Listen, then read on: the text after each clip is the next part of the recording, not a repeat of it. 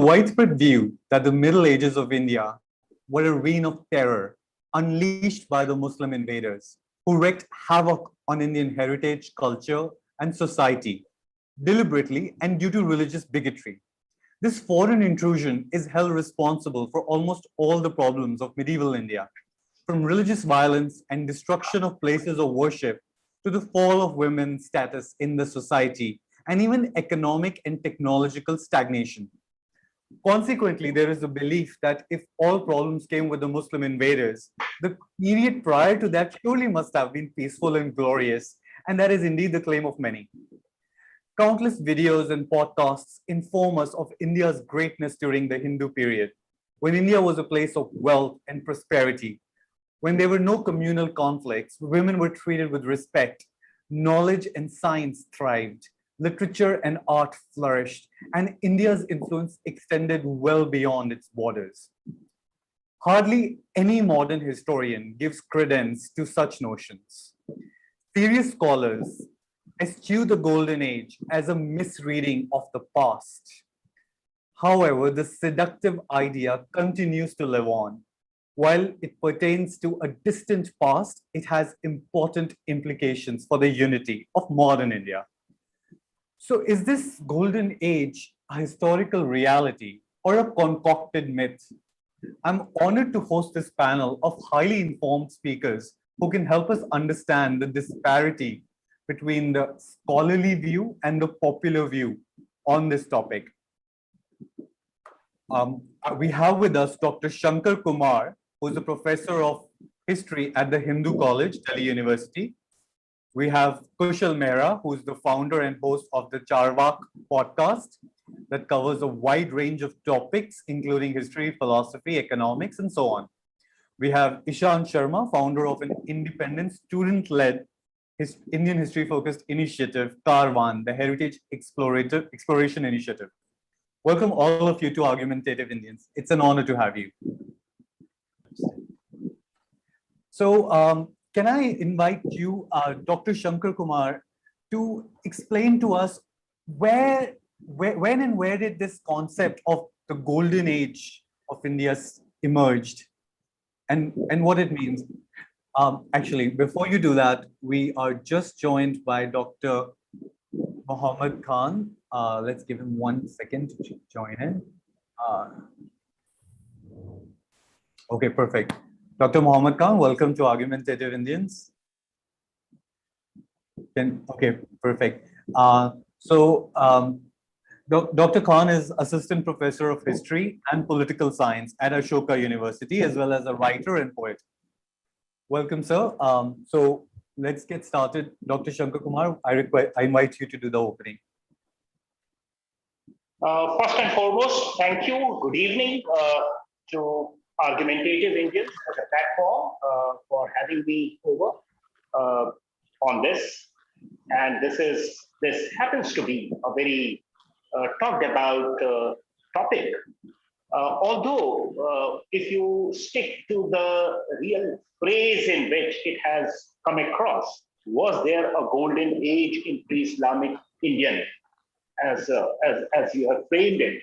If you stick to it, well, it becomes a little difficult to go on talking about it at a very popular level, because essentially it would then mean that did ancient Indians or did early Indians have an idea of the golden age by themselves or for themselves? Do sources inform us about something called golden age? It's almost like saying, did Europeans in the Middle Ages know that they are living in a time that is feudalism? Because essentially, feudalism is a modern product, modern nomenclature, right? Similarly, it would be difficult to find instances of such glorious times, although there are stray references to, say, Kali Yuga, Satyug, although that's a demarcation of time, but it had a notion of what is good and glorious and so forth. Then you have the notion of Kala Graha, for the post-Gupta period, which is like an era of darkness. And it ends virtually with the emergence of the Pallavas in the Deccan. So that's around 7th, 8th centuries. So that sense is there. And that's where I would like to pick it from. You know, our allure for history actually emerges from not the functional definition with which modernity operates about this discipline, that okay, it tells us something about past, it helps us understanding the future and so forth. Rather, something of the past or many things of the past actually spill over to the present, right? And we have to make sense of it. It's not out of choice.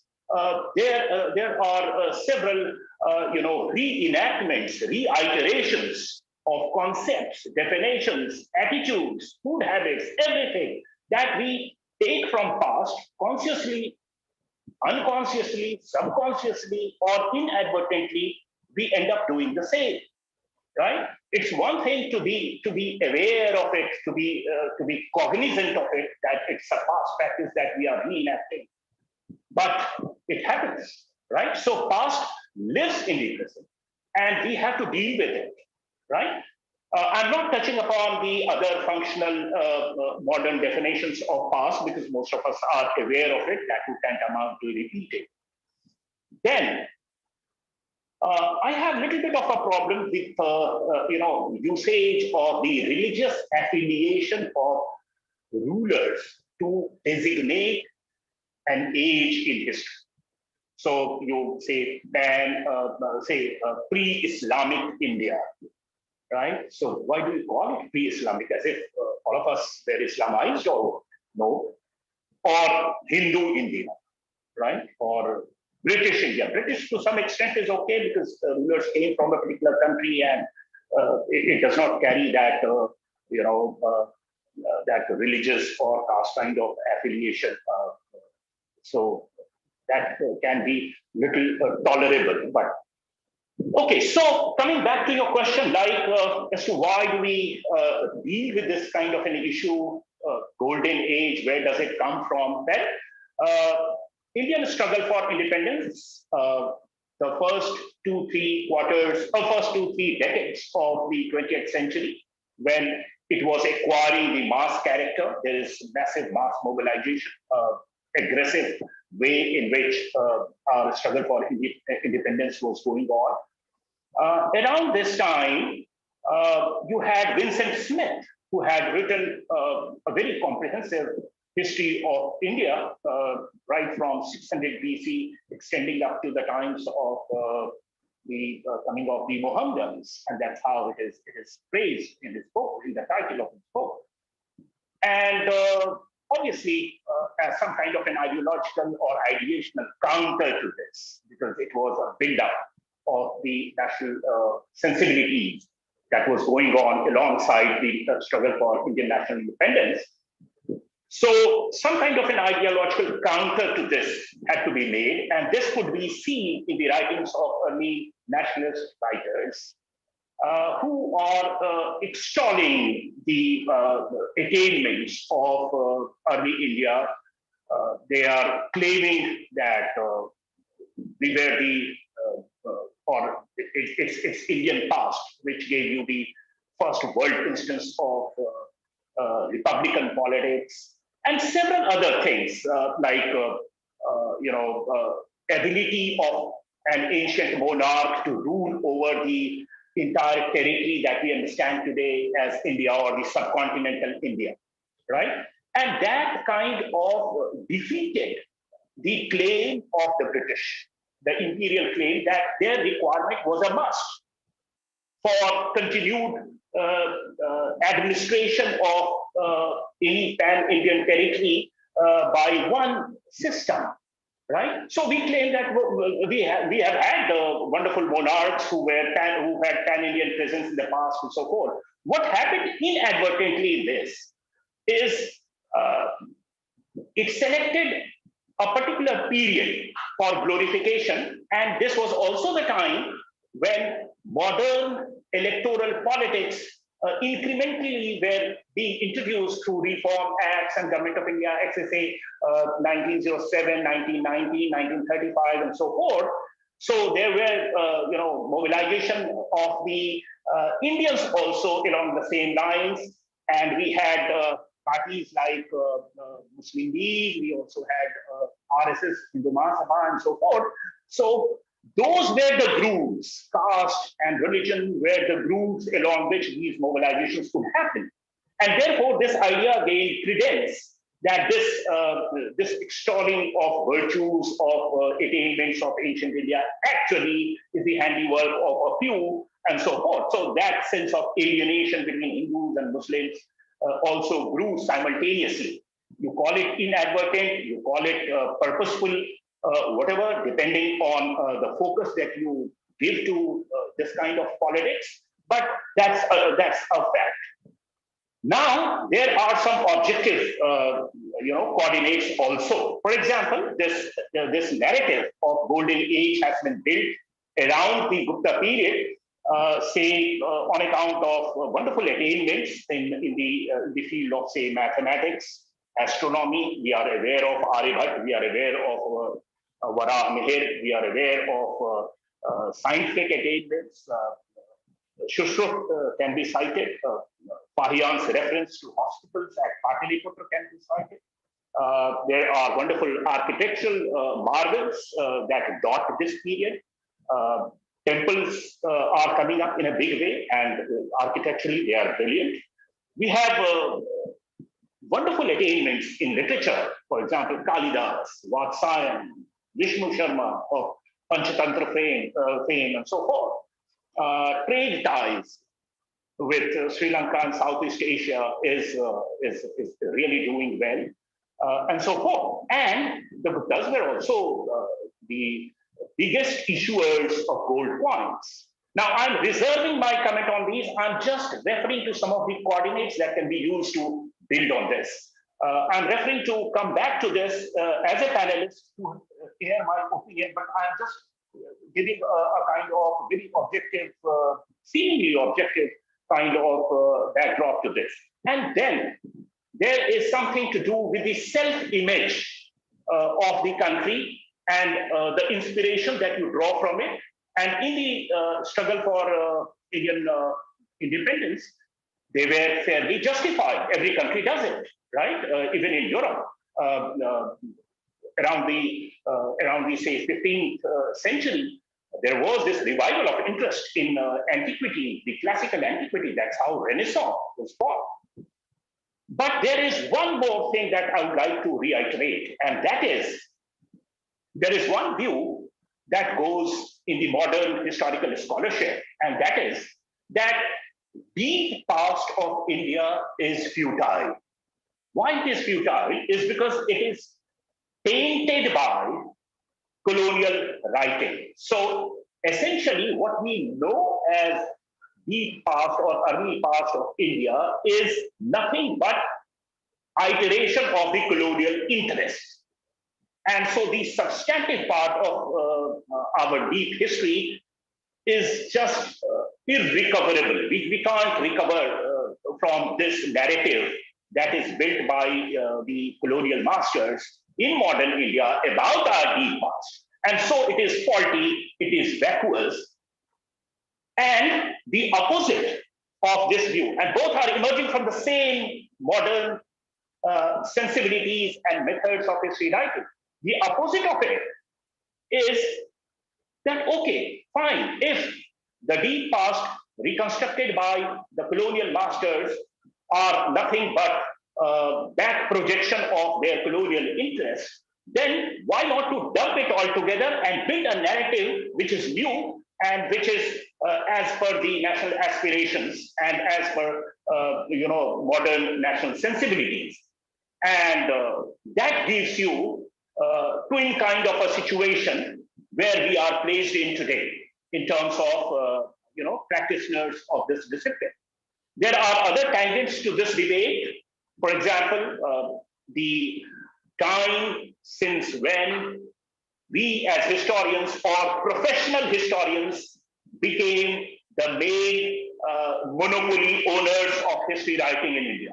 Before 19th century, professional historians were not doing the mainstream history writing. So a lot of history, which is popular history, so to say, or in the form of myths, in the form of legends, in the form of native localized histories, actually at the popular level, that is the mainstream history. And the academic discipline-bound history has to contend with that. There are so many instances where it plays out. Padmavati issue or Jodhabai issue, that's the time when we see that the local legend-based history comes at loggerheads with the disciplinary narrative of history. So the onus lies on professional historians like us also, that we have somewhat not been able to to do away with that, or we have not been able to win over some kind of a popular consent for the narrative that we produce. But we will come to that later if required in this debate. I think that's where I should stop my opening comment. I will reserve my comments when it comes back to me in turn. Thank you, Dr. Kumar. Thank you for laying out the landscape. We'll move on to Kushal. Kushal, let's go ahead with you, and then we'll go to Dr. Khan. All right, so I want to address this in a slightly different way because I want to get into the root of the question itself. So the question is, was there a golden age in pre-Islamic India?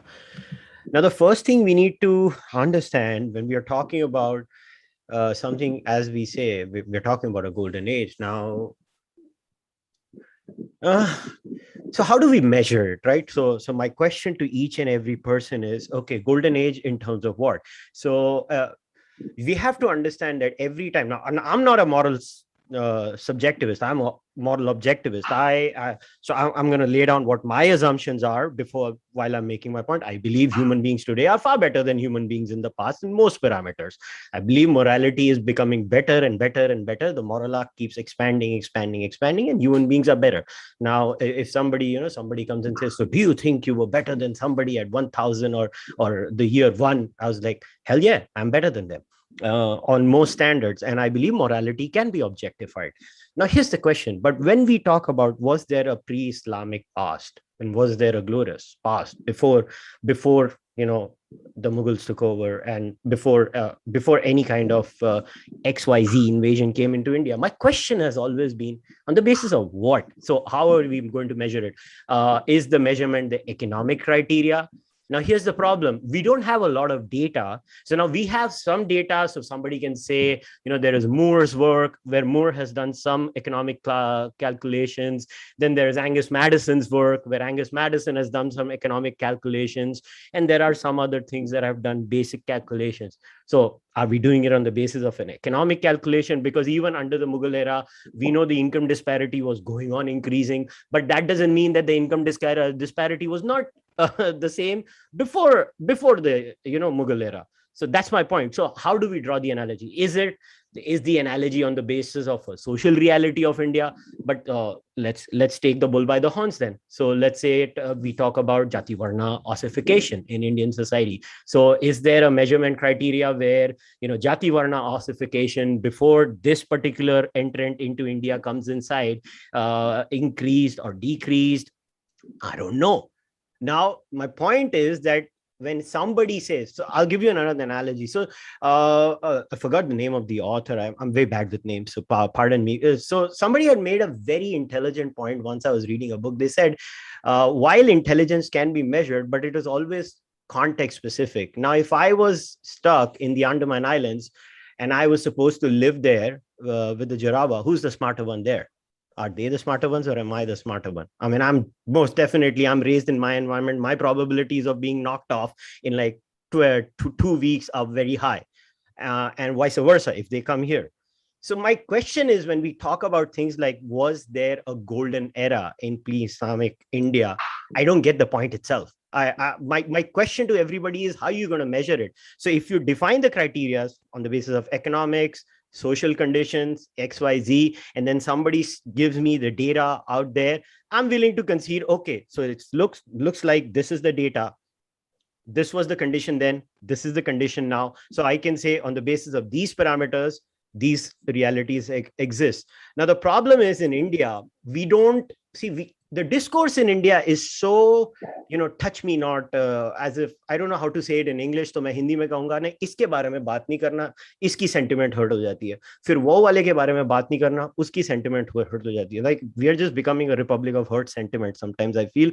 But the point is, was there a golden age? I don't know. My answer is I don't know. And nobody knows. That's the answer, because nobody has quantitative, qualitative data to speak either way. Also, the golden era for whom is my question. Was it a golden era before this particular period entered India? Let's say for Shelka, Shell tribe, was it a golden era for them? Is a question. It's a very legitimate question.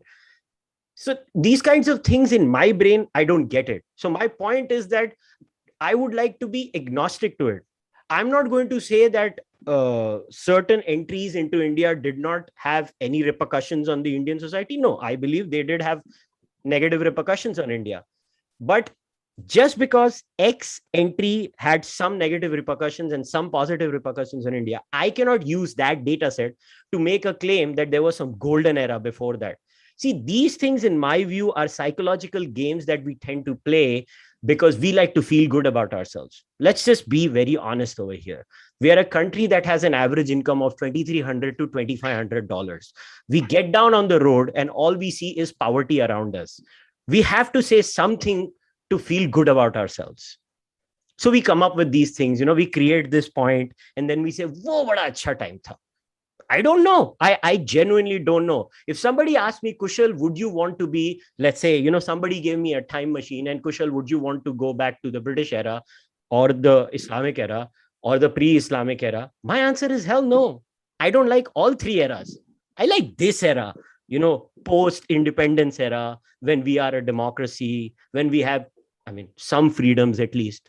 That is up for debate, what freedoms. So the point is that I don't know if there is a golden era or not. It could be, but the point is, what we need to define is, how do we measure it? Like I said, on economics, do you have any data on economics? I don't think so. You have data on economics. So when we make claims on either side, I don't know how we can make it. That's my point. I think anybody who makes a point that it did not exist, I think they're wrong. And it did exist, I think they're wrong. Because in my reading of history, I'll go and read Jadunat Sarkar, I'll go and read Irfan Habib. My point is, I don't get an answer from both of them. Now, they draw conclusions, not based on data.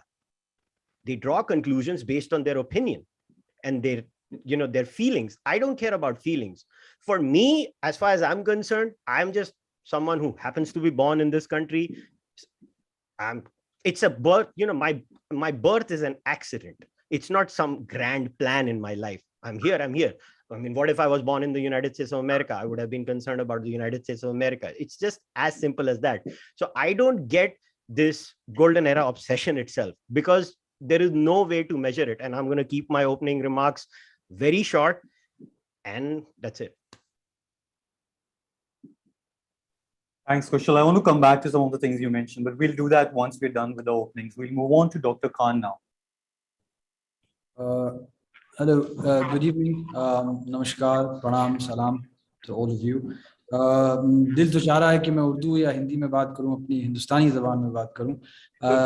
इब्तिदा उसी से शुरू उसी से करूंगा और फिर अंग्रेज़ी में भी गुफ्तगू कुछ रहेगी. बस कुछ वक्त आपका लूँगा.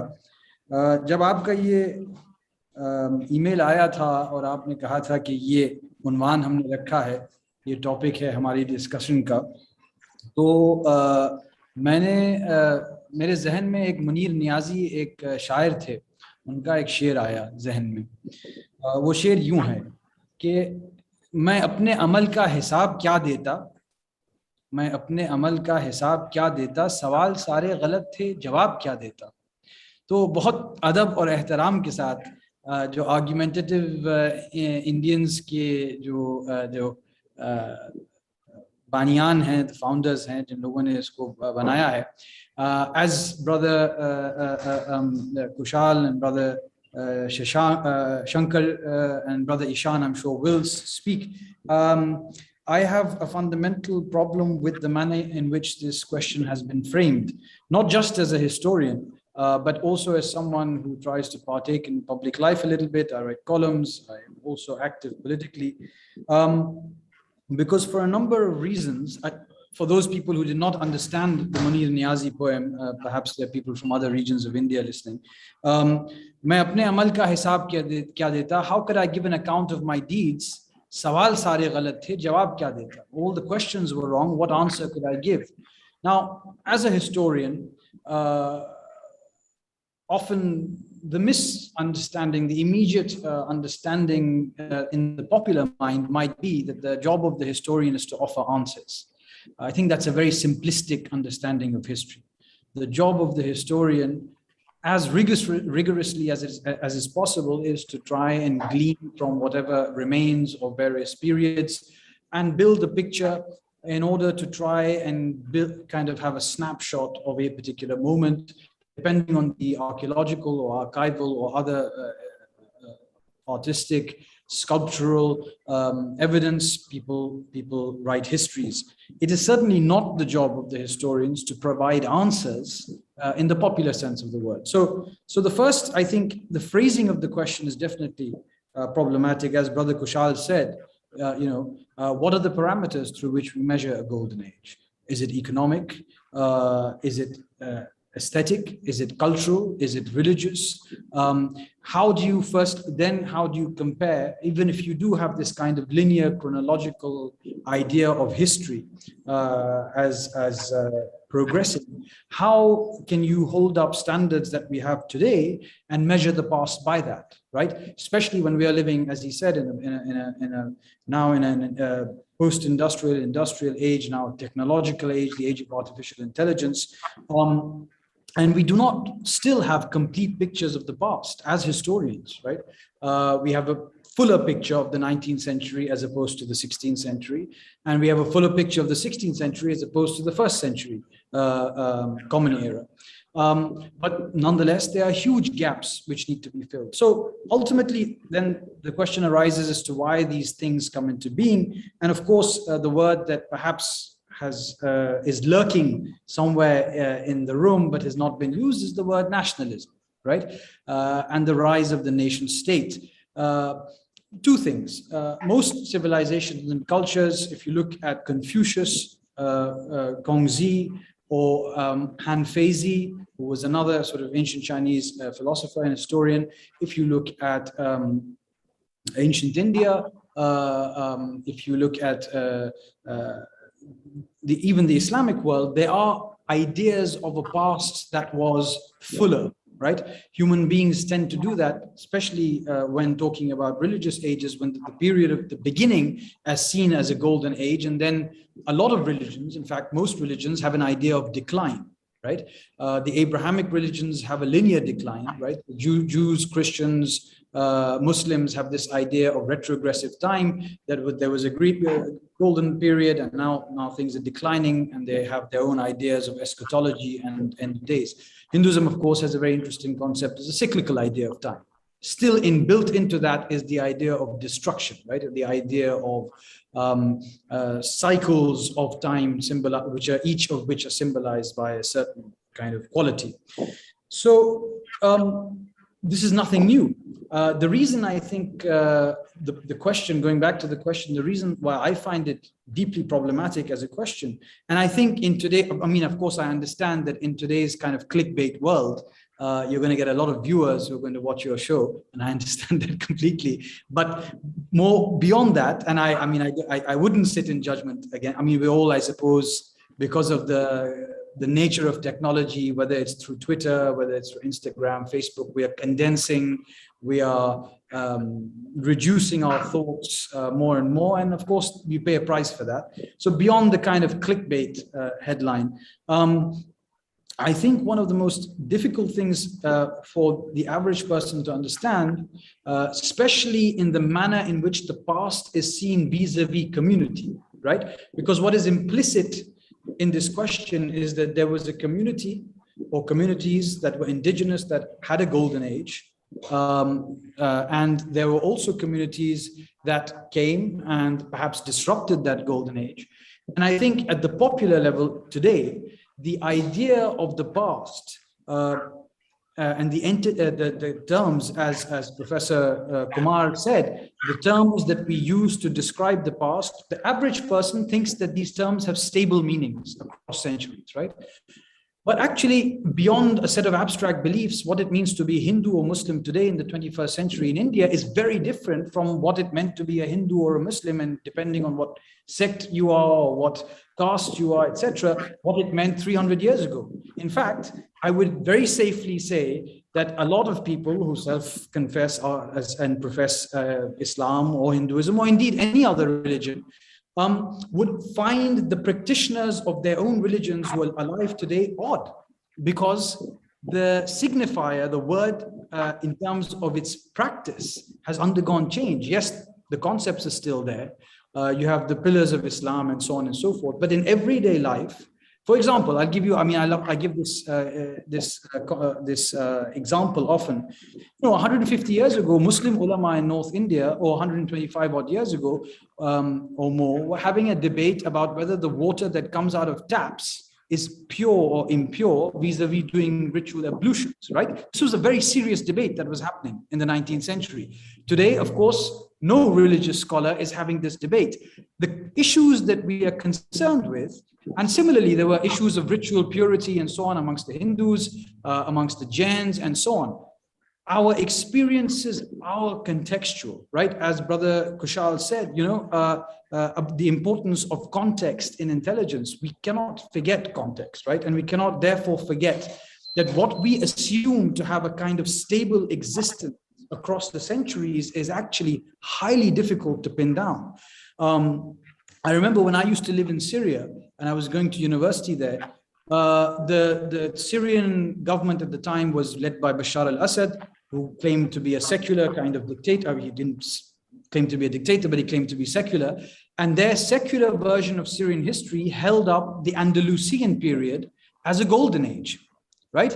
The very same Andalusian, so this is a secular Arab socialist dictatorship that held up Andalusia and southern Spain and that period as a golden age.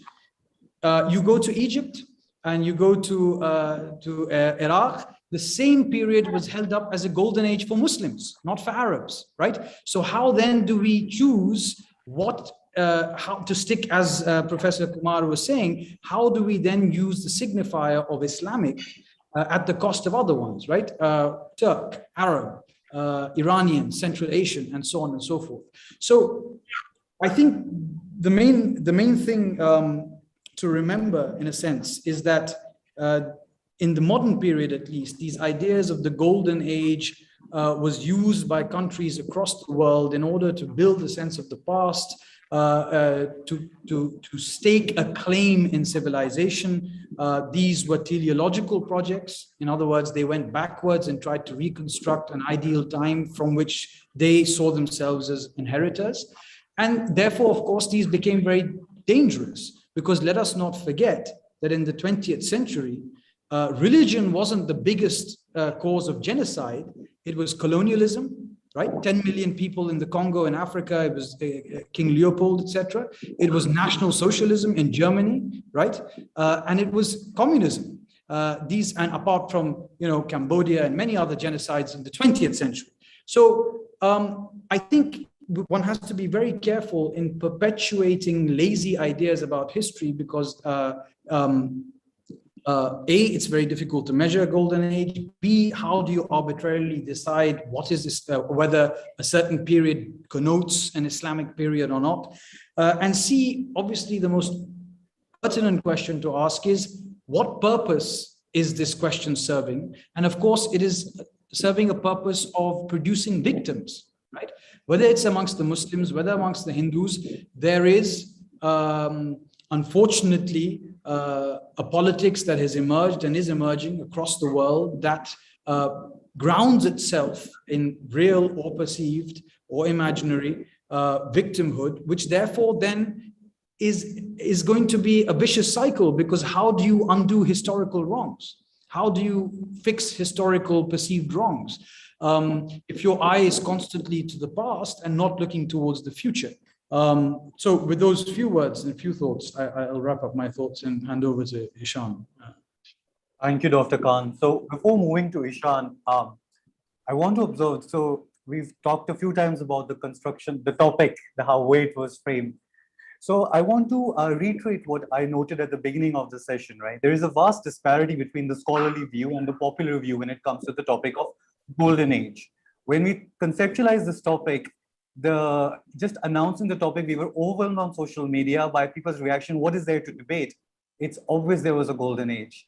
And the scholarly reaction was like, this is a long dead debate. It's been academically concluded a long time ago. So what I'm trying to highlight is there is a huge disparity, but it's the reason I personally think such disparities exist is because a lot of times these conversations remain within their scholarly realms in those elitist where they are buried under scholarly jargon or academic jargon. But outside in the mainstream, there's a completely different rhetoric going on. So I think it's important to address it and take on, if we want any misconceptions to be clear or something, it's important to take it on in the terms and the language that is common among the mainstream and take it head on, right?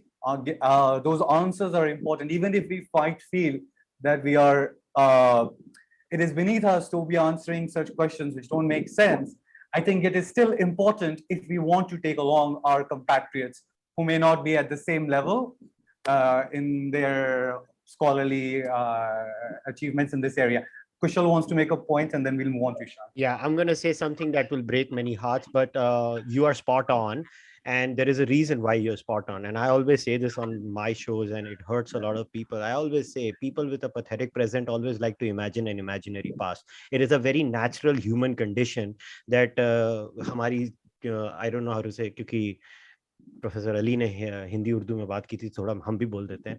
तो क्या होता है कि जब आप अपनी रोजमर्रा की जिंदगी जीते हो, आप अपने जीवन में इतना गंद देखते हो अपने इर्द गिर्द, आप देखते हो लोग बीमार हैं, आप देखते हो लोग गरीबी भुखमरी से जा रहे हैं. अब ठीक है, अभी भारत सुधर रहा है और काफी सुधर चुका है, और इसमें मैं किसी एक राजनीतिक दल नहीं, मैं सारे राजनीतिक दल को श्रेय दूंगा कि धीरे धीरे, पहली बात मैं ये कह रहा हूँ, भारत सुधरता है, हर रोज सुधरता है, भारत बिगड़ नहीं रहा है, भारत रोज सुधरता है और दुनिया रोज सुधर रही है. बस हमारा क्या होता है कि हमारा मापदंड जो होता है ना, अभी जैसे मैं आपको पहले भी राइट्स होते, तो पहले राइट्स में एक्स नंबर ऑफ लोगों की मृत्यु होती थी, आज भी राइट्स होते हैं, मगर राइट्स में भी क्योंकि हमारी स्टेट थोड़ी बेटर हो गई है, हमारी लॉ एंड ऑर्डर मशीनरी थोड़ी बेटर हो गई है, तो मैं नहीं बोल रहा हूँ कि वो एक डेथ भी होनी चाहिए, मैं ये नहीं कह रहा हूँ, मगर मैं कह रहा हूँ कि पहले से कम होती है. तो क्या है, हर चीज में हम सुधर रहे हैं, हमारे राइट्स भी थोड़े लो सेल्फ एस्टीम हो रहे हैं इन टर्म्स ऑफ ये. तो मेरा पॉइंट ये है कि जो आपने ये पॉइंट रेज किया, what you said was common man का व्यू है कि there is a golden era, but there are two golden eras there. And why not talk about it? मुझे समझ नहीं पड़ता why do people shy away from religious identitarian worldviews. I mean it exists यार, हर आदमी का होता है, उसमें क्या हो गया? I don't think so it's a big deal. So there are people, you'll meet common man as a Muslim, will be like the Mughal period is the golden period of India, इतना मजा आ रहा था India में, सब कुछ अच्छा था. And the Hindus will be like नहीं, जो मुगलों के पहले वाली पीरियड थी वो सबसे अच्छी थी, मुगलों ने आके ये किया. और एक ही एग्रीमेंट है इंडिया में हिंदू और मुसलमानों पे, वो दोनों ब्रिटिश को गाली देते हैं.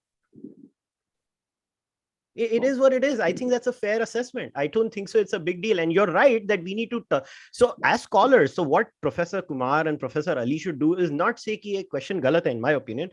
They should say ये डेटा हमें दो और उस डेटा पर हम आपको आंसर देंगे. That's my job, was just to put it on to the both the historians. मैं तो हिस्टोरियन हूं नहीं, मैं तो एक पॉडकास्ट दोस्त हूं, तो मेरा काम ये होता है कि हिस्टोरियन के आगे जाके प्रश्न रख देना, भाई पैरामीटर बताओ. Dr. Kumar wants to make a point, sorry. Yeah, with due apologies to Eshan, who might be waiting to give his opening remarks. Let me just pitch in because Kushal has very rightly posed a question, and I had alluded to it in terms of taking the onus. The academia has monopolized history writing, but that's not very old. If you look at the craft of history writing itself, or the profession of history writing itself, 2 centuries before present, who were the ones who were writing history? Were they professional historians? They were not. So for a long time, across millennia, it has been the job of maybe the court poets or some amateur, say traveler, or someone who is having interest in past, and that's why he has penned or she has penned some kind of an account, or stray descriptions based on fantasies and not making much of a distinction between the kind of thing that today's academician would do in terms of verifying the inputs for reconstructing past. So it's a recent phenomenon, empirical basis of writing history, which is evidence-based and which appeals to rationality and reason, is a recent entrant in the craft of history writing, in the history of history writing, right? So it will take time. It will take time. And I do agree. I mean, the celebrated Enlightenment period in Europe, followed by the French Revolution, which was so cataclysmic, which said, this Edmund Burke versus Thomas Paine debate, it says that past is of no use to us. Paine. Edmund Burke saying, no, you can't bring about change like that. Past will always spill over into the present and future, right? And who was right? Who was right? In the long term, you will say that Paine was right. But if you see the history of 19th century, you will say Edmund Burke was right, because France had relapsed into monarchical order several times. Twice it had to proclaim itself as a republic. So what I would say to Kushal, to Kushal's question is, yes, I concede this is a challenge. And I would say that even in Europe, around the time French Revolution was happening and happening violently against its own past and the institutions of the ancient regime, there was this movement in literature, art, painting, architecture, music that we know as romanticism. What was it? Do away with reason. मुझे किसी पर प्यार आता है तो आता है, दिल जाता है तो दिल का क्या है, किसी पर आ जाए. It doesn't have to follow some reason and logic, and you can't always subject my choices and sensibilities to the kasauti of reason and rationality.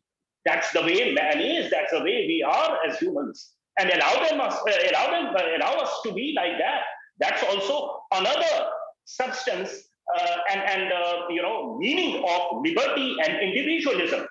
The meaning with which we in 21st century India operate with in terms of liberty and individualism is also the contribution of those who resisted against this uniformity of reason and rationality.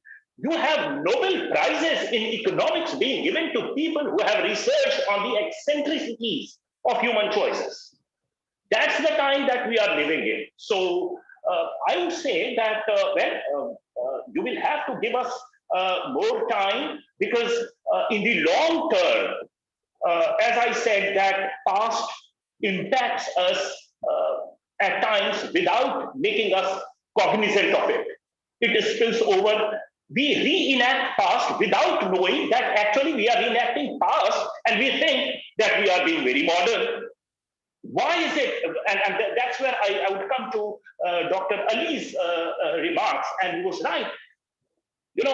Before universities and scientific or reason-based, rationality-based education system came the world over, before that, what was the agency that was serving as the creator and disseminator of knowledge? It was religion. Invariably religion, almost invariably religion, right? And they operated with these categories. He's right. He said in terms of Islam or Christianity, they operate with these categories of golden age, or ek din shuru hoga, or ek din sab khatm ho jayega, and that kind of thing. And he talked about the cyclical notion of Hindu thought system and so forth in terms of time. We, or the nationalist historians who used these categories of analysis like golden age and so forth to inspire themselves against their imperial masters, are also inadvertently reenacting the same spillover from past. They are using inadvertently categories, they are operating with those categories, although they are writing modern history. They are writing evidence-based history. They are not writing the way Abul Fazl wrote, or the way Raj Tarangani was written, or the way Kautilya wrote. Right? They are writing differently. They are right. These are modern works. When Jaduna Sarkar writes, he's doing a modern work. When Rai Chaudhary writes, he's doing a Majumdar writes, Datta writes. They are doing modern history. But they are also operating with categories that are bequeathed to them through tradition. They are not questioning it. It happens. It can happen with us. We might carry the pretense of being very scientific and modern, but inadvertently we are reenacting the categories and concerns of past through our quotidian behavior. That is a real thing, and we have to live with it. And in order to win over this narrative, in terms of this version of history, in terms of getting more popular support and adherence to this, of course, we will require time. Thank you, Dr. Kumar. Now, finally, we get to Eshan. Eshan, do you want to share your comments on the topic? Yeah, being the youngest in the lot and the last speaker, I more or less feel like Henry VIII's last wife, who was kept waiting for many days for her beloved's attention. So finally, I have that. Thank you so much, Yajur, for inviting me to this August discussion with two of my favorites, Dr. Shankar Kumar and Professor Khan from Ashoka University. And I must start by quoting E.H. Carr that function of the historian is neither to love the past nor to emancipate himself from the past, but to master and understand it as a key to understanding the present. My stand on this matter, I do not know if it is the right question or not, because I have problems with the term golden age and the term Islamic India. So my position moves away from the project ancient to project ancient India as the golden age, a utopia. It was depicted as an age when people lived well, there was little disharmony, and society functioned in an orderly fashion. This picture was based in part on treating normative tests as descriptions of reality.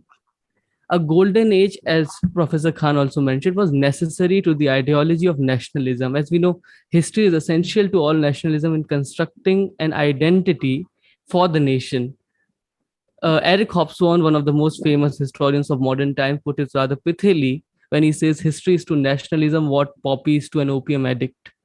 It is a source of inspiration, no doubt. It helps in crafting of an identity. So, and all the nationalisms need one period in the past that is believed to be the utopia that they hope will return if they succeed. Hence, the need for Periclean Athens for most of the Western European nationalisms and Qin Empire for the Chinese. Dr. Khan also mentioned some of the periods that are said to be golden ages. And of course, it is very convenient if the golden age is in the beginning of time, because early history generally has fewer sources with historical certainties that might contradict the fantasies that are generally built around such golden ages. And here I also agree with Kushal Saab when he said about facts and figures. Some might even take the golden age back to the epics and mythology. This Amar Chitra Katha approach, has long been the prevailing orthodoxy for history teaching school, and it has the effect of leaving Indians rooted in imperfections of modern India in a constant state of nostalgia for the country's so-called glorious past, the romanticizing of history as it is called. And I was seeing the YouTube live also, and there is this you have put out a poll where more than 60% of them believe that there was a golden age. I have no problem. It's good to believe. It's a free nation. You're free to believe everything. One of the elements which draw substance from is a particular construction of history during the anti-imperialist struggles that Dr. Kumar mentioned in the very beginning. It draws there. The creation of golden ages in the past would have served to boost the morale of the educated middle classes to participate in the anti-imperialist struggles. in the Gupta Empire were identified all the objects with which golden ages are made by historians. Among them were mentioned an all-round development in the political, cultural, and economic fields. The Guptas were shown to have repulsed foreign invaders such as the Huns from coming to India, from invading India. In the field of arts, development in painting and sculpture were projected. The construction of beautiful temples, as Dr. Kumar mentioned. Literary achievements were also underlined, with Kalidas being the best example. So there was um, increase in Sanskrit literature at that time. What was identified Hinduism was shown to have reached its height, with the Puranas representing its highest glory during that time. Gold coins and other indicators of economic prosperities were also taken up. However, ever since Kosambi, D.D. Kosambi, questions have been raised about the quality of this golden age, much of which is, as Professor Thapa says, shown as tinsel. As for the revival of nationalism under the Guptas, it has been shown in recent years that only positive evidence of any direct engagement with the Guptas had with the Huns comes from the fragmentary play Devachandra Guptam, where Ram Gupta is shown to have been defeated by them and also nearly surrendered his queen Dhruvavati to them. The Vamsha Charita sections of the Purana, the other contemporary literary sources of the period, speak of the Guptas as comparable to the Malichhas and the unrighteous. It is only the exaggerated claims in their own inscription that they are described as great, which were used by nationalist historians. And there's no harm in it. That was a time when we needed such a nationalist fervor in the nation to fight the colonialist who ultimately rewrote the history of India. The James Mill of those were who introduced this term Islamic India, Hindu India, and the British India. So thus Kosambi, D.D. Kosambi says, rather than the Gupta reviving Indian nationalism revived the Guptas. So it was the other way around. In the matter of cultural achievement shown as part of the Hindu Renaissance, there has also been considerable rethinking. The sculptures and painting bearing the Gupta stamp from Mathura, Ajanta, and Bagh are mostly Buddhist and not related to Hindu themes. So we have to cut that Hindu period, unfortunately. Even in literature, Kalidas is shown as carrying forward a tradition dating from much earlier period, not to speak of the doubts raised about his date, even about the happy position enjoyed by the Brahmanical section of the society. There have been notes of dissent even that in that period, and you have to read the history of dissent, the voices of dissent by Professor Thapar for that. And I believe with Kushal that we have to ask, अगर golden age थी तो किसके लिए थी? According to the sources that we have of professional historians, that golden age was only for the selected elites, not for all. There were, there was militias, there were chandalas, there were women who were subjected. So all these kind of inequalities were there. So we need real rethinking of the past in this matter. So I'll conclude here. Thank you so much. That was the time given to Henry's eighth wife. Yeah. Thanks, Khan. I'll come to you, Dr. Khan, right after this.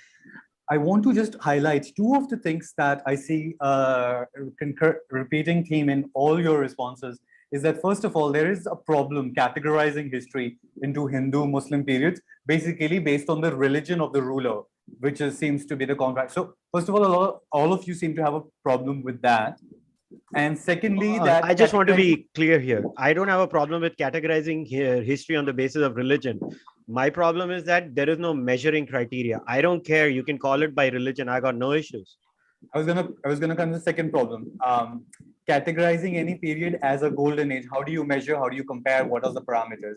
This has been repeated a few times. So let's start with examining these two things. So first, my counter question would be, when we talk about why we can or cannot classify a period by the religion of the rulers, I want to understand, isn't it true that when, depending on the religion of the ruler, it determines which religions, literature, art, education, customs will be patronized, will receive the royal patronage, and that will change the entire tone of the society.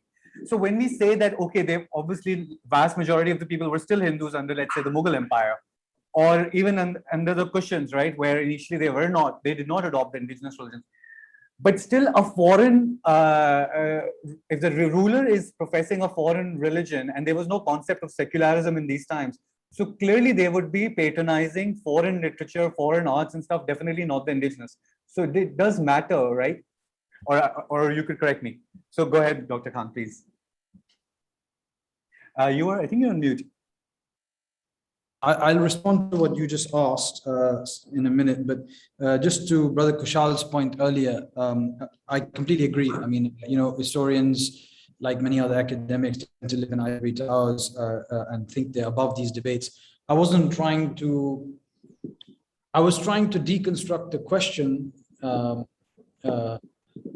in order to sort of show actually a much wider problem, in that we often perpetuate myths, we perpetuate what I would call lazy history. And again, I understand in today's world, we do need these kind of articulations in order to grab people. And these are what a lot of people are talking about. But to the point about, what historians do and what their job is, actually, look, I mean, yes, as Professor Kumar said, the job of a modern historian is a relatively recent job. It too is very contentious, depending on the affiliation of the historian and the kind of power matrix that exists within the particular country that they're operating in. Ultimately, knowledge production is a consequence of the matrices of power.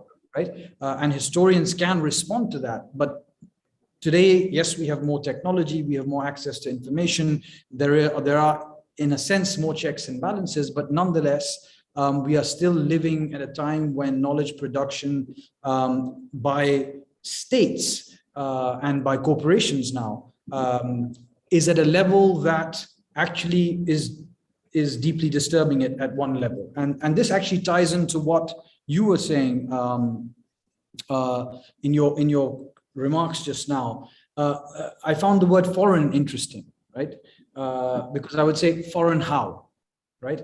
And foreign also has the connotation of national, right?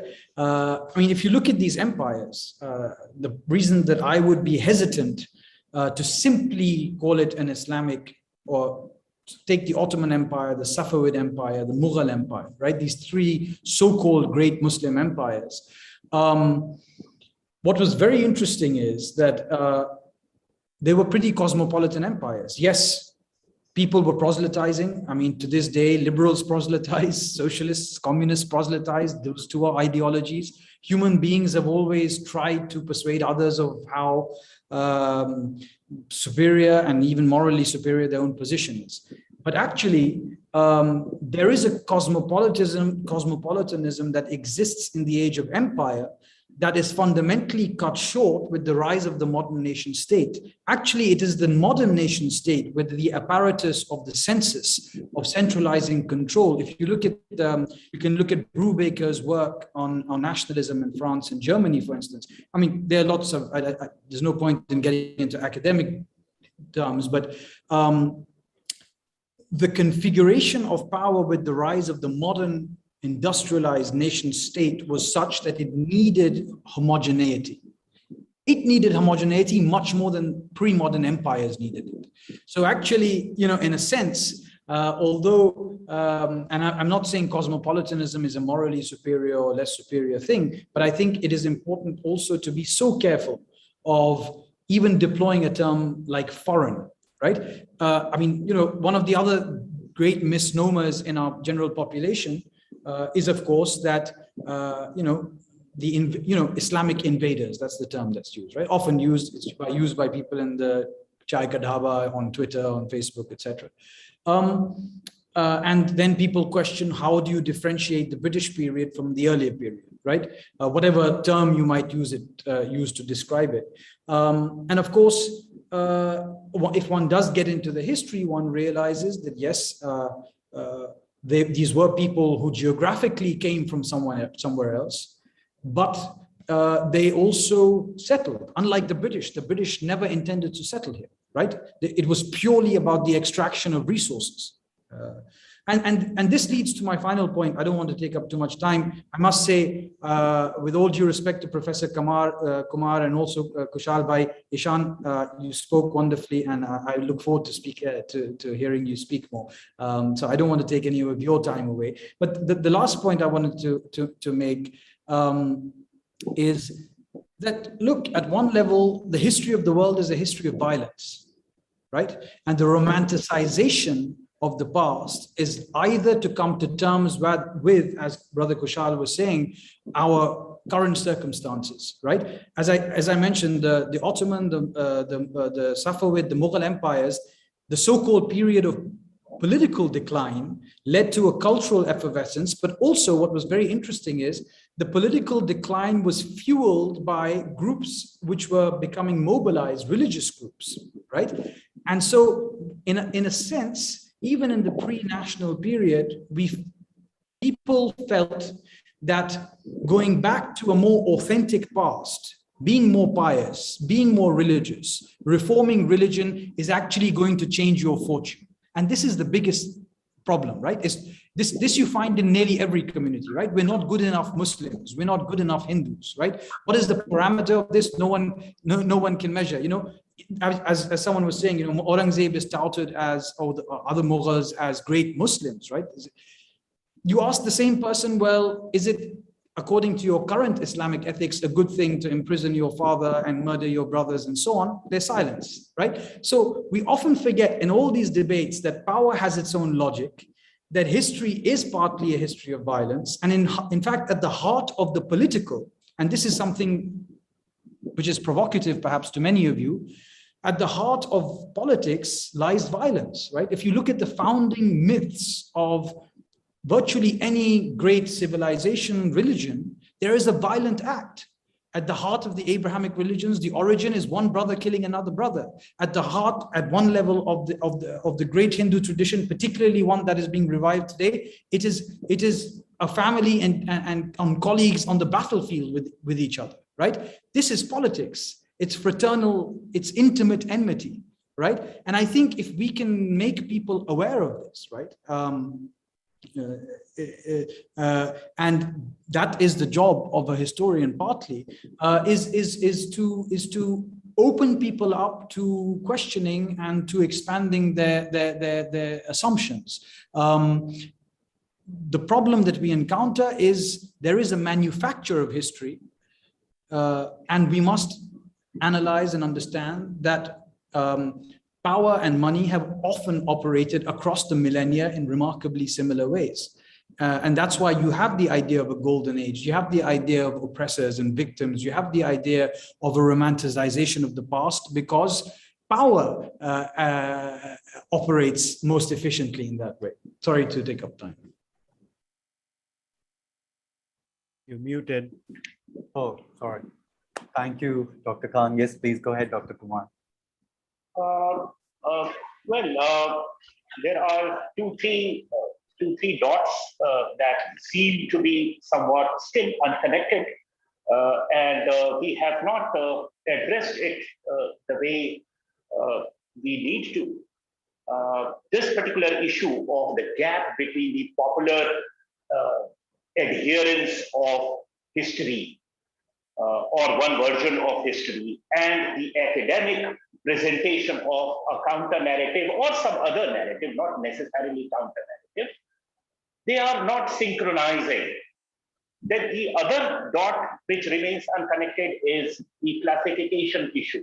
You rightly pointed that out. I mean, why is it that we call it Mughal age, or we call it Muslim period or Hindu period? Don't we do it even today? And that's where I come back to the same point that, you know, the past spills over onto us. I mean, don't we say Nehru period? Don't we say Rajiv Gandhi period? Don't we say Indira period? Don't we say Modi period? Don't we say Atal Bihari period? Why is it that he is just a prime minister in a democracy? But we assign the entire, time to one person. Why? Because it is also a very good nomenclature. It sells. People easily identify with it. So that goes to the credit of these nomenclatures like Hindu, Muslim. That's why I told you that the producer and disseminator of knowledge for a long period of time in history across millennia, for 2 millennia at least, if not 3, it has been religion. The idioms through which history has come to the people in general has been religious idioms, has been through ethics, has been through do's and don'ts, has been through epics, has been through mythologies, right? And they have not been through some demonstrated, experiment in some laboratory or some very tight empirical work of some historian. That's the point. So we are, by default, socialized to accepting that kind of, version, which comes very conveniently to us. We are historically oriented that way, and it will take time. This jerk, this empirical break, this gush of reason and rationality is recent. Yes, So it it will persist. It will persist. Third thing about quantification, and I would like to use this opportunity to settle an issue. It has been almost ad nauseum, and I get to hear at every seminar or presentations these days, right from Shashi Tharoor to several others. They quote Angus Madison's work as the final arbiter of quantified, data-driven, assertions in history, as if the issue has been settled. GDPs have been calculated for regions, for history, for countries, for continents. It's a very sophisticated work otherwise, and goes back, say, 1,000 years from present to give you very tight-looking economic data for several regions, continents, countries, and so forth.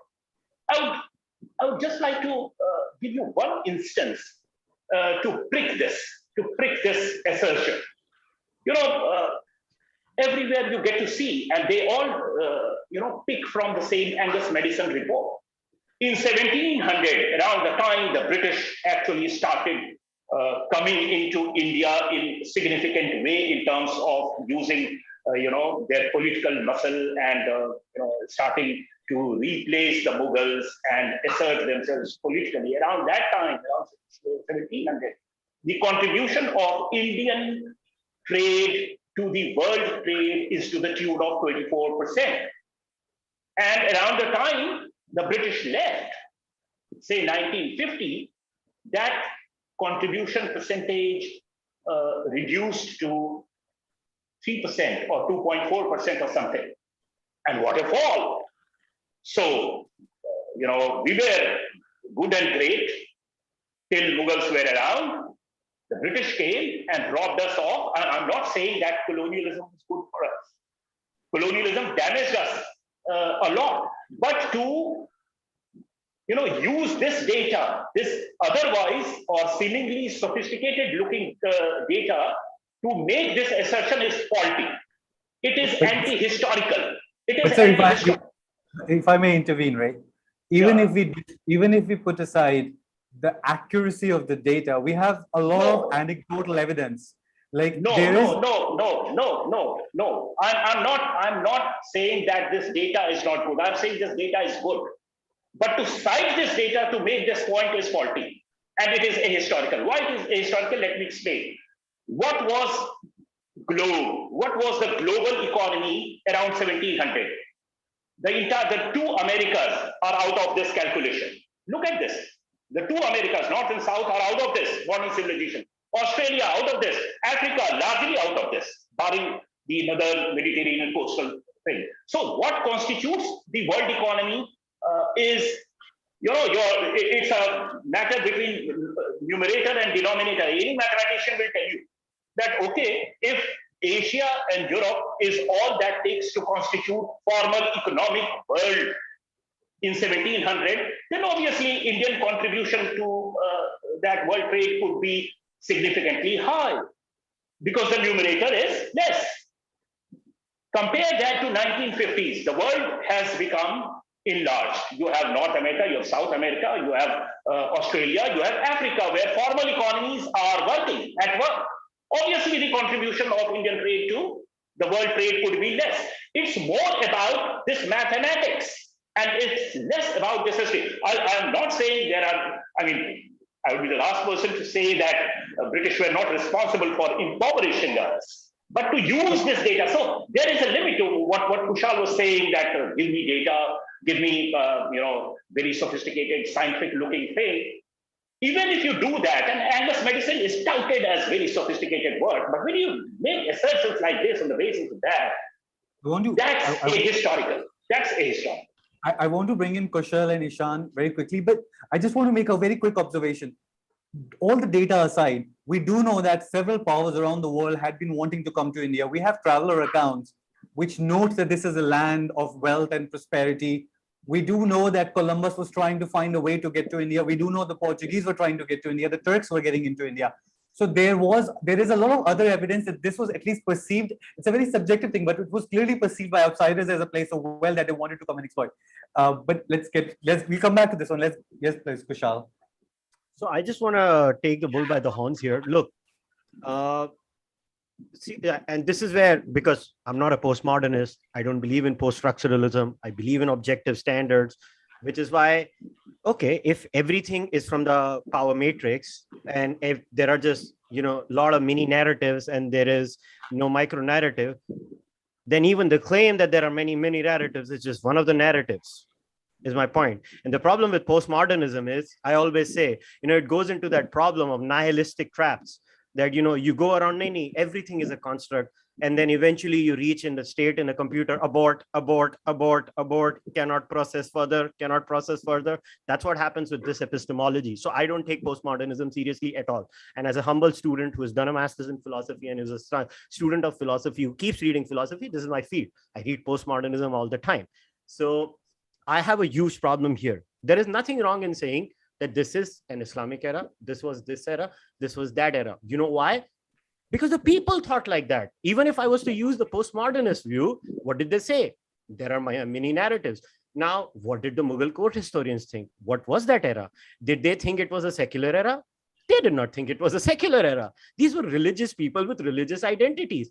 See, the problem is the politics around it, which happens today, makes us cringe and, be like, nahi, ye nahi bolna chahiye, wo nahi bolna chahiye. Why? So I'll give you an analogy. And this happens a lot in India. Nobody shies away from calling it the British era. Nobody. You'll not find one person on the street who will shy away from calling it a British era.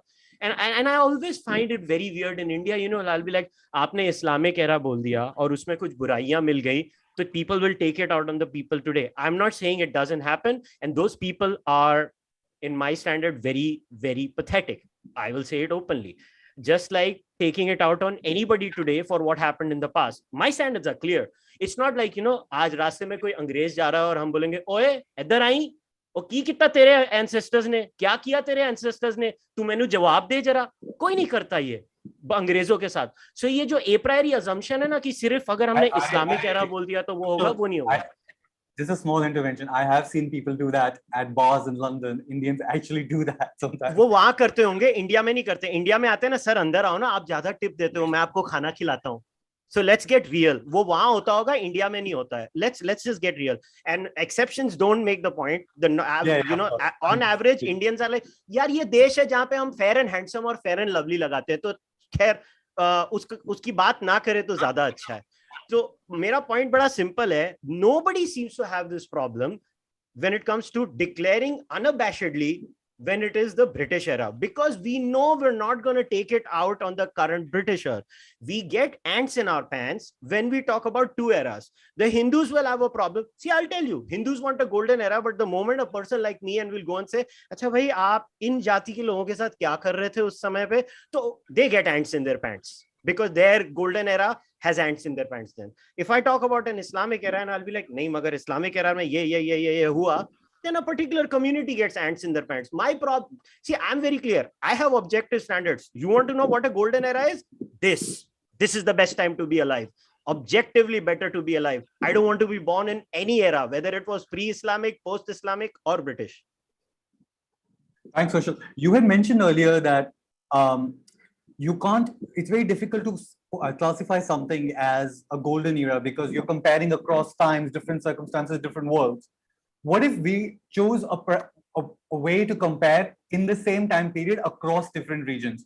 So when people say, let's say the Gupta period was a golden era, it's not in comparison to the subsequent Delhi Sultanate or Mughal period, but was India better off than the rest of the world, other civilizations in that time, based on whatever the level of knowledge and stuff was there at the time? Did India have global influence? It was India at that point. Was the quality of life in India better? I know Eshan has to leave. Let's first get him in for his concluding remarks, and then we'll continue. Thank you so much, Yajur. I have a reservation for 6:30, so I have to leave early. But it was truly an honor listening to Dr. Kumar, Dr. Ali, and Kushal Saab. And I think we'll surely meet on different occasion for discussing it more. But taking this conversation back to where it was, not discussing the terminologies and everything, it's for a different debate altogether. What to call which period? That's a very different debate. I would like to rather draw parallels of the time of Gupta period, the situation of common people. The guild of artisans and merchants had begun to lose their importance due to the decline of trade under the Guptas. India's foreign trade during this period seemed to have been seriously affected by the introduction of silkworms into the Byzantine Empire from China, and later by the expansion of the Arabs under the banner of a religion, Islam. Commercial decline is also indicated by the paucity of coins. You do not see golden coins after that. This languishing trade explains the decline of urban centers, at least in the Gangetic plains, which form heartland of the Gupta Empire. The position of Shudra improved in this position. They were now permitted to listen to epics and Purans. Fortunately, they could also worship a new god called Krishna. They were also allowed to perform certain domestic rites, which naturally brought fees to the priest. All this can be attributed to change in the economic condition of the Shudras. But during this period, the untouchables increased in number, especially the Chandalas. And you were mentioning about foreign travelers coming and singing praise of the nation. But listen to this. The Chandalas appeared in the society as early as the 5th century BC. And by the 5th century AD, their number had become so enormous and their disability so glaring that it attracted the attention of the Chinese pilgrim Fahian. He informs us that the Chandalas lived outside the village and dealt in meat and flesh. Whatever and whenever they entered the town, the upper caste people kept themselves at a distance from them because the road was supposed to have been populated by them. और उनको कुछ आवाज करके आनी होती थी ताकि पता चल जाए कि they are coming and they have to make way for them. They came to pronounce Varna distinctions in various spheres of life. Even in the case of owning a house, Varna distinctions were also observed in legal matters like the law of inheritance, etc. You were asking me to you were asking earlier about the the comparison between north and south. So the structure in the Aryanized north differed from the Deccan in some respects. For example, in the north as well as in the Deccan, the social system was patriarchal. The power remained in the hands of men. However, in Deccan, principally in the case of Satavahana as the successor of the Mauryas in Deccan, matrilineage is traceable. Some of the significant Satavahana kings used metronymics, the name of the mother. Gautami Putra Satakarni was called Gautami Putra, son of Gautami. Vashishta Putra Polamavi, the son of Gautami Putra Satakarni, was also known by the wife of Satakarni the first. Who looked after the administration as regents on the death of the regent ruler. The Gupta princess Prabhavati Gupta, who was married to Rudrasena II, the Vatakata king, on the demise of her husband, took the reins of Vatakata administration in her hand as regent of her minor sons for a period of nearly about 2 decades. But about women, I'll just conclude because I have to leave now. And the ordinary women were engaged in diverse economic activities. They were present in the royal court, harem, military campaigns, in households and agricultural areas. But slavery was prevalent in the Gupta and the post-Gupta society. Both male and female slaves worked as domestic servants on personal attendants and lived in the house of their master. Female slaves, like prostitutes, were used by the king as spies and especially during military campaigns. So women were employed as at the court as entertainers, dancing girls, nartaki, musicians, storyteller, actresses, beetle bearers, etc. Even Chandal women adorned with expensive clothes and jewelry served the kings and enjoyed the confidence. As far as proprietary rights are concerned, rights of property, women could not inherit immovable form of property, land, house, etc. Women had no right to patrilineal inheritance, but she was permitted to keep jewelry, clothes, and other things which she received on the eve of her marriage. This was called stridhana, you know. So it is difficult to say if all the women enjoyed the same privilege. It was obviously the royal women enjoyed certain privileges, but not all women. Same goes with the common man. So I will, Thanks, Eshan. yeah, I'll end here, and thank you so much, everybody, for listening. Thanks a lot for coming. I just want to make one quick comment. A lot of times people, when they are trying to counter the idea of golden age, they think of golden age as being some sort of utopia, but that's not what the popular perception is. Nobody thinks everything was perfect.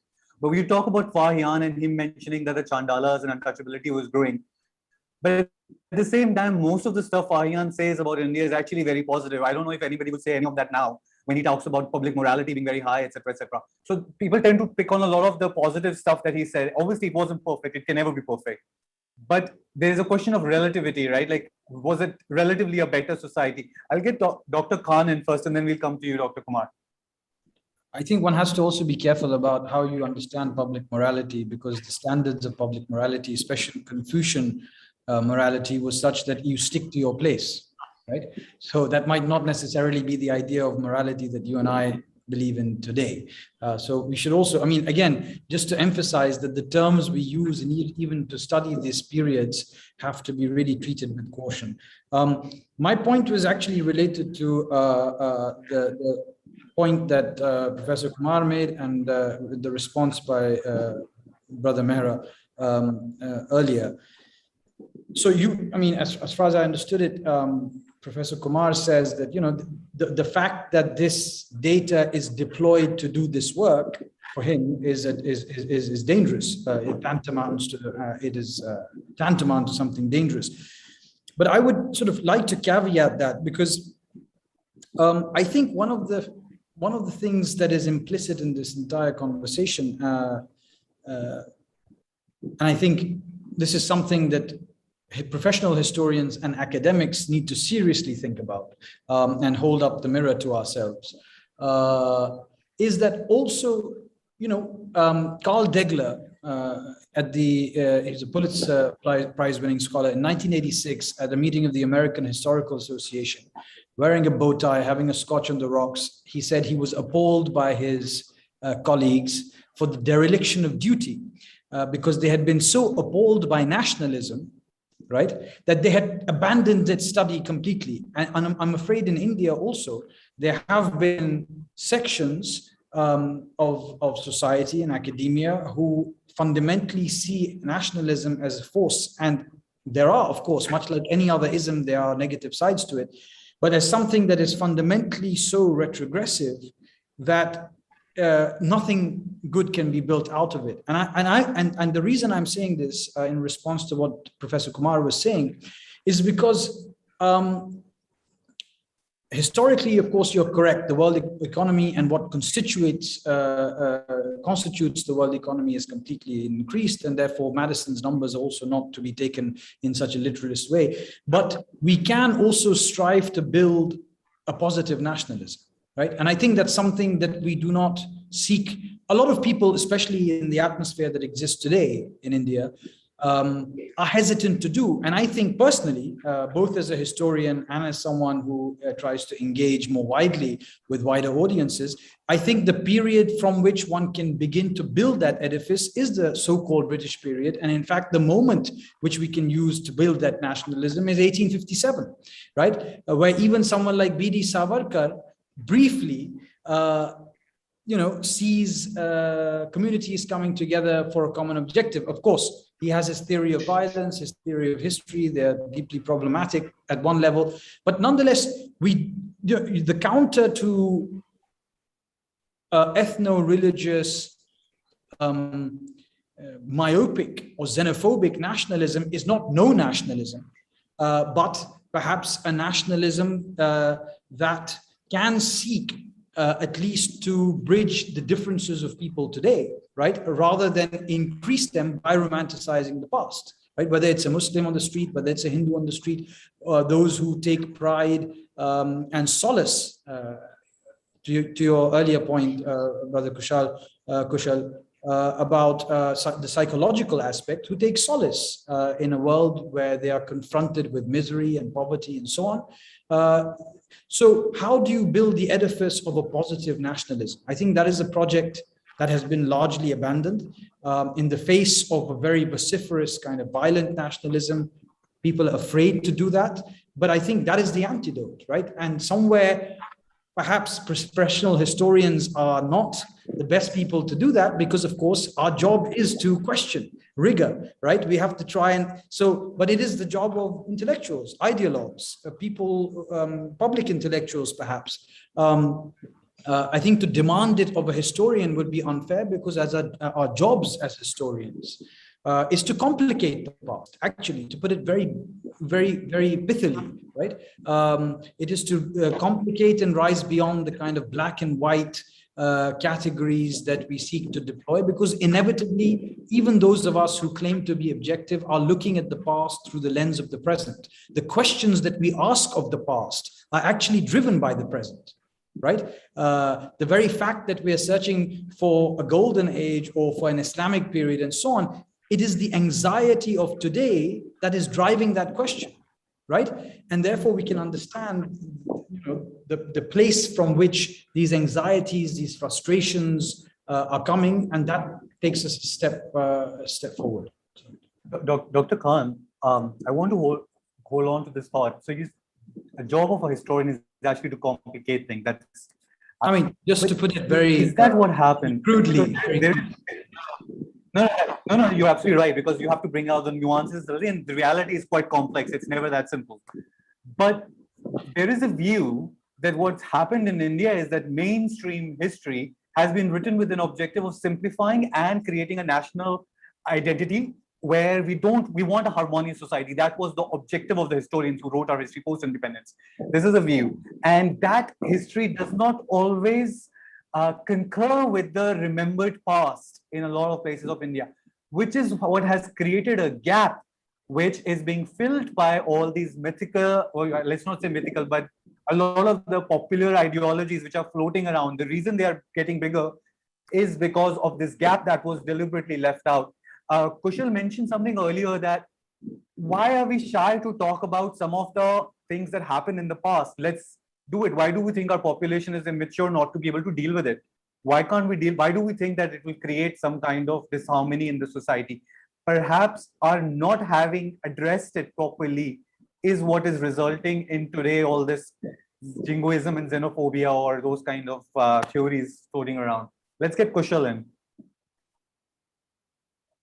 All right. So here's my point. Again, I've always said this. Look, I'm not a historian. I'm just a guy who looks at all these things. Kushal, we are running out of time. So when you do this, let's also start concluding. So I'm just going to make my closing remarks anyway. So, there are two things that I'm just going to read a couple of lines here and I'll close my remarks. So मैं जब छोटा था तो मेरे पिताजी एक गाना सुना करते थे. उसके गाने की लाइन थी कि सिकंदर ने पोरस से की थी लड़ाई, जो की थी लड़ाई तो मैं क्या करूं, कौरव ने पांडव से की हाथापाई, जो की हाथापाई तो मैं क्या करूं. और एक, क्योंकि मैं पंजाबी हूं तो हमारे घर में, पंजाबियों के घर में बुल्ले शाह बड़ा सुना जाता है. तो बुल्ले शाह ने कहा था कि पढ़ पढ़ इलम ते फाजिल होया ते कदी अपने आप नू पढ़िया ही नहीं, भज भज वड़दा है मंदर मसीती ते कदी मन अपने विच वड़िया ही नहीं. सो मेरा पॉइंट ये है कि beyond a point, I don't understand these things. India, people don't like to admit it. Yeah, pre-industrial societies like India need these kinds of, golden age this, golden age that, is because you have a very, to say, mediocre present. And when people have a very mediocre present, they try to draw narratives. And in India, history is riddled with politics. You say something about one, they have a problem. You say something about the other, they have a problem. I really never understood this. I don't romanticize the past. I've never understood romanticizing the past. I believe I learn from everyone, everywhere. I can learn a great lesson from Krishna. Karmanyevadikaraste mafaleshu kadachana is a great lesson. I'm a Nastik, but I learn from Krishna. I might learn something from the Quran. Doesn't mean I have to like both the religions, but I'll learn wherever. So I think this whole obsession with the golden era just shows our insecurities as people right now, because they failed economically. And societies that are economic failures are just going to go on doing that. Thank you, Kushal. So yes, Dr. Kumar. Yes, since this probably also will suffice as the closing remarks from my side, there are a couple of things that I would like to say that have gone on to become the central theme of this discussion. One is the classification that we use. Let me give you one example. We all know, even as school students, we know that all these fruits and animal species have a botanical name or have a zoological name, scientific name, right? We find it so cumbersome. We just have to remember, cram it, right? We don't call species by those names, although they are more rational, they are more organized, they are more individualized, and they are more scientific, right? Genus and species, and that's how the entire taxonomy works, scientific taxonomy works. But do we use it? We rather use it what we are historically socialized with or culturally socialized with, right? That is precisely what happens. Time and again, I'm trying to say this, that across millennia, for a greater part of time, we have an agency that socializes us differently. Modernity is a new phenomenon. It will take time, right? Second is, like, for example, these classifications, scientific classifications that we have, and in our own traditional medicine, say Ayurveda, how do we classify things? इसको खाने से कफ बढ़ जाएगा, इसको खाने, every household we have this. ये ठंडा करता है, ये गर्म करता है. You go to any physician, they tell you this is bullshit.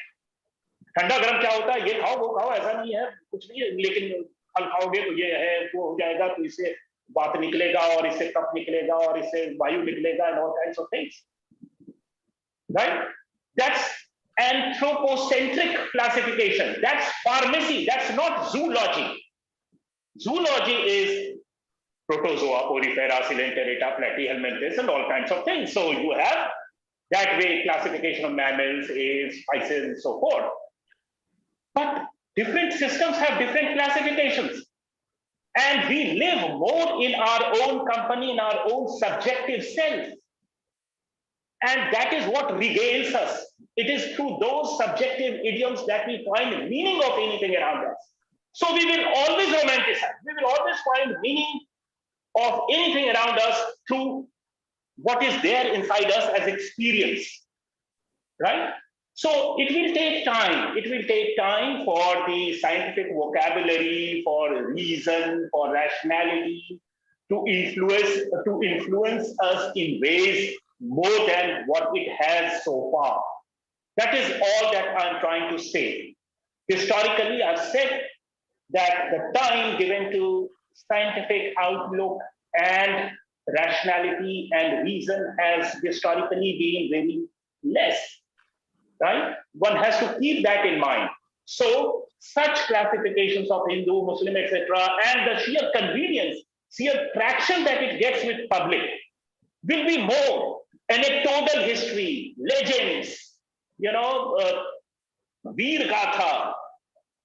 They will have more traction with people because of the sheer pressure of history, sheer socialization that has happened in a particular way for a long time. That's a challenge. It will take time.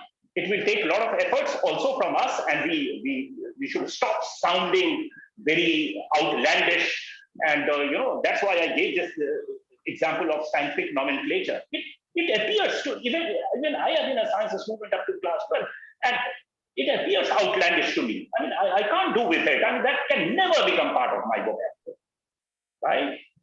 So that's the way it happens. So that is it. from my side. Thank you, sir. And can I ask you, Dr. Khan, to help us conclude the debate? No, thank you very much. I really enjoyed learning from all of you. And एक और जहन में शेर आ रहा है. असल में देखिए मसला ये है कि जो भी हुक्मरान हमेशा रहे हैं, उनकी हरकतें रही हैं वो हमेशा वही रही हैं. और आज का दौर हो या पहले का दौर हो, वो सत्ता के पुजारी होते हैं. सत्ता में आके, जिसको उर्दू में इक़्तिदार कहते हैं, इक़्तिदार में आके इक़्तिदार की मंतिक होती है. The logic of power that supersedes all other logic. And so the only, these, whether it's the golden age or fixing labels on periods, all of this are basically distractions, right? They are devices in order to detract from the very messy situations often that we find ourselves in, and to distract populations, right? And to detract from the real issues. एक उर्दू का शेर है कि कोई शाद ये तो पूछे दरोबा में खुसरवी से, कोई शाद ये तो पूछे दरोबा में खुसरवी से कि है किसके खून से रोशन ये चराग़ कजकुलाही. So someone should ask the walls and the roofs of Khusro's palace that whose blood has made this flickering beauty aflame. In other words, we see the object of beauty, right? We don't see under the object of beauty, even something like the Taj Mahal. We get wrapped up in whether the Shah Jahan and Aurangzeb and Shah Jahan was a good man or not, but we forget about the people who built it, right? And that is the age-old tale, right? Is one group, one elite replacing the other elite. And so, I think this debate was important. I think, as I said earlier, the history of the world at one level is a history of violence. And to understand just this, and therefore to understand the nature of power and this common people do understand this, right? But when you are frustrated, when you are unhappy with yourself and not being, not realizing your dreams, of course you are going to try and find a scapegoat, right? And if those in power provide you that scapegoat, nothing better. So the old fights continue, and we keep being distracted. And I am glad that you started this program, and the first time I've appeared on it. But thank you for having me, because it is high time that we engage publicly with these very difficult questions. And I meant no disrespect by questioning the premise of your question, but nonetheless, जो पहले शेर पढ़ा था वो आखिर भी पढ़ूंगा कि मैं अपने अमल का हिसाब क्या देता, सवाल सारे गलत थे, जवाब क्या देता. बहुत बहुत शुक्रिया आपका. Seriously, thank you all of you. It was a very insightful session. I think your perspectives helped make this whole a very rich and informative thing for everyone. And personally, for me, the best moments were the shairi from Dr. Khan. I could just have a whole session on that and keep listening to it. Thank you. Thank you all of you. Hope to have you again with us on our platform in future. Namaskar. Thank you. Thank you.